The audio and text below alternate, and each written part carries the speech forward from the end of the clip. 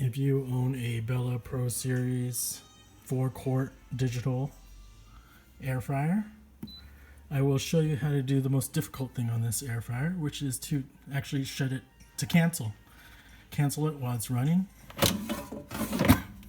So even if you open and close it, it'll still continue from where it was last. So I'll show you. I'm gonna start.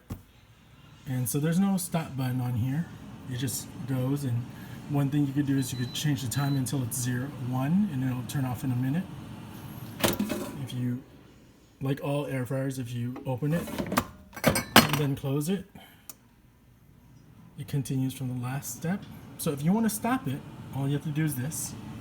Press and hold the power start button for a few seconds, and it'll actually shut off or cancel your current cooking session. And that's it. You see, it switches to end, and it'll say end, and it'll finish in a few seconds. So I should have just read the manual, but I was able to figure it by fooling around with it a little bit. That's it. That's how you would shut off or cancel a air frying session on your Bella Pro Series. Just press and hold the power start button for a few seconds, and it'll end.